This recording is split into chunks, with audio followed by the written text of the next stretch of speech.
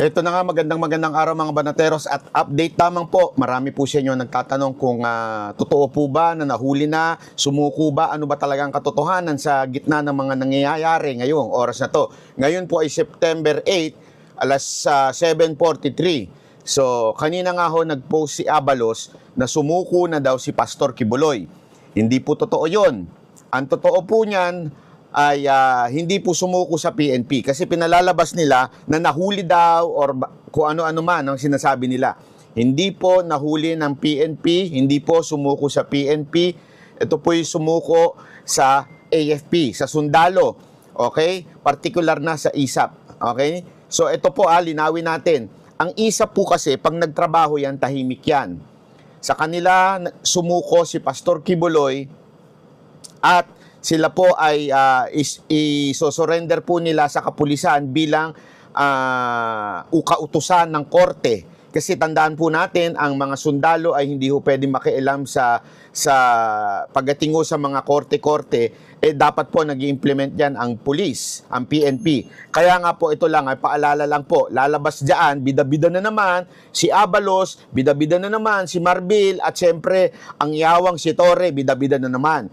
Pero isang ang katotohanan dito, napahiya po si Torre. Malinaw po, napahiya si Torre at yan po ang sinasabi ng mga taga-KOJC. Kaya nga sinasabi natin, tagumpay. Tagumpay po. Anong ibig sabihin nun? Tagumpay in a sense na totoo ang sinasabi ng mga taga-KOJC. Hindi po nagtatago sa loob ng KOJC si Pastor Kibuloy. Sumuko po siya sa AFP, sa ISAP. Again, tahimik po ang ISAP na hindi po nila i-claim yan, hindi po nila sasabihin yan dahil po sila ay simple lang magtrabaho. Pero kaya nga magandang nangyari kasi po sa ISAP, hindi ho, ang mga taga-ISAP po kasi mga profesional. Yan po ay mga talagang nakita natin, hindi po dumanak ang dugo dahil sa kanila po dumaan. Pero kung kay Torre yan, o di kaya kay Marbil, naku po, kita nyo naman kanina, 10,000 ang pinadalang mga kapulisan. Kung sa kanila po yun, malamang sa malamang, gulo na ho ang nangyari, madugo na ho. Ganyan to ang tanong ng iba. Sandali. Di ba dahil sa pagpe-pressure ni Torre, kaya sumuko si Kibuloy, si Pastor Kibuloy? Hindi po. Planado na po yan. Sigurado ako, hindi ko pa po alam, sigurado ako na yan po ay planado na ni Pastor Kibuloy. Malamang sa malamang, hindi ko po ito personal na kaalaman malamang sa malamang ay meron na po silang kasunduan before ng AFP o ng ISAP. Hindi natin alam. Pero for sure, sabi nga ni Pastor Kibuloy noon pa, hindi naman niya tatakbuhan ito. Sinasabi niya sa tamang forum lang, sa tamang mga tao lang. Ang problema po kasi ngayon, kung dumaan po sa PNP yung pagsuko, hindi natin alam kung saan idediretso si Pastor Kibuloy. Di ba sinasabi niya, mga Amerikano ang gustong magpahuli at Amerikano ang nag-utos sa kapulisan natin? Malamang sa malamang, kinuha na po siya at dinala na sa Amerika. Kaya nga po sumuko na lang sa sundalo. Sigurado, meron na silang kasunduan na hindi sila isusuko sa Amerikano. Yun lamang po ang gusto ni Pastor Kibuloy. Ibig sabihin, tagumpay po yung pinaplano ni Pastor Kibuloy na harapin ang kaso sa Pilipinas. Hindi yan ang issue. Ayaw lang niya na sa Amerika. Kasi sa Amerika, alam naman natin kung anong gagawin sa kanya. Malamang, sigurado, baka palabasin na tumakas, na nanlaban, dahil gusto siyang mawala ng Amerika. So ganito ang nangyari, kaya tagumpay ito para kay Pastor Kibuloy. Dahil palpak po ang lahat ng intel nito ni Torre na nasa loob ng KOJC. Palpak po lahat ng pinagsasabi niya, lahat ng paghuhukay niya, palpak. Sa totoo lang, nakakatawa siya kasi ground commander na walang kaalam-alam. Mantakin mo sabihin niya sa press, wala po akong alam dyan, kay Abalos, tanungin, o kaya tanungin nyo lang spokesperson ng PNP. Ibig sabihin, hindi po siya kasama doon sa inner circle na nag-uusap. Ganun Torre, walang kaalam-alam sa nangyayari. Kita mo naman, pahiyang-pahiya ka dyan, wala kang kaalam-alam. Ibig sabihin po nun, isa kang payaso o clown, di ba? Tama ba ako? Tagalog ng clown is payaso. O, ganyan ka lang dyan sa PNP, isa ka lang clown, isa ka lang katatawanan, isa kang araw-araw na opisyal na nagsisinungaling.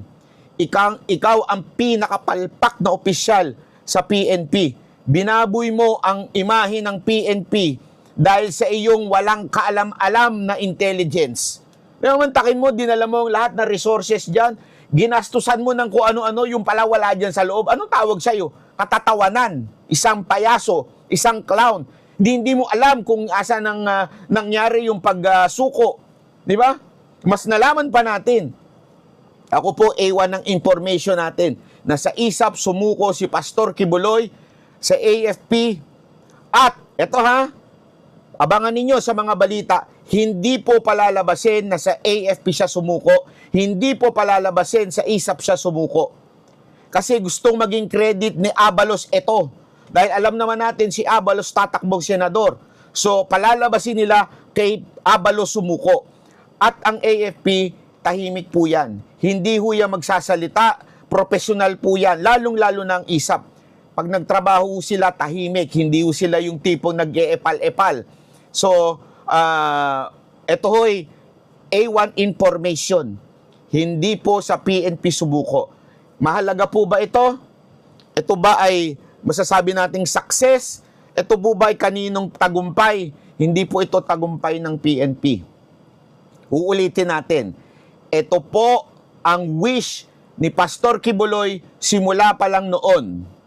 Gawan siya ng sulat, gawan ng parang kasunduan sa gobyerno na hindi siya isusuko sa Amerika.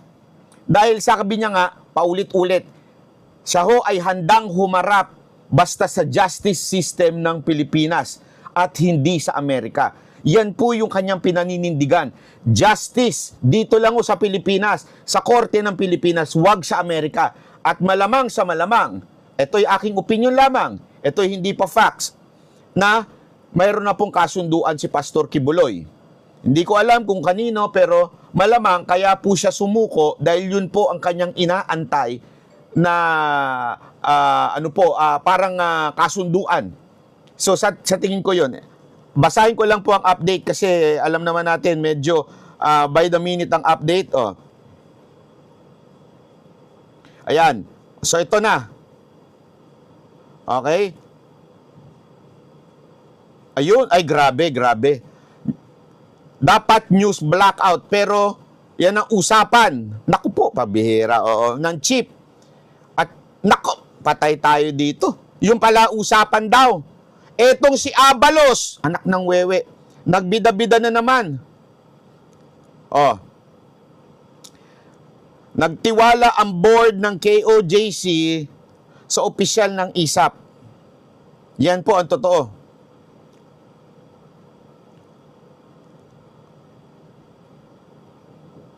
Naku.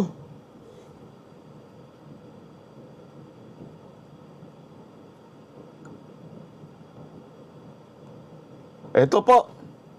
Ano ito?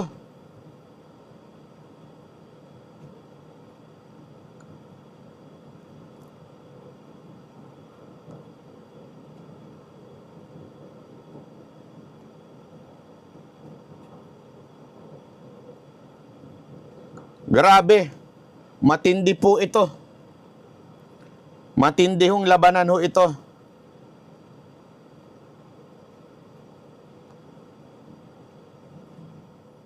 Nako.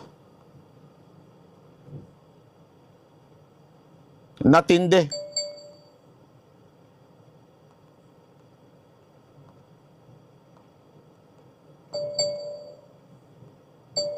Naku po, sunod-sunod na.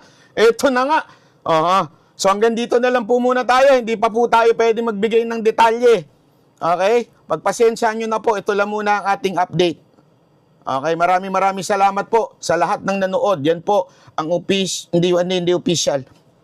Ano lang po ito, update lang po ito galing sa akin at sa aking contact. Okay? So maraming salamat po.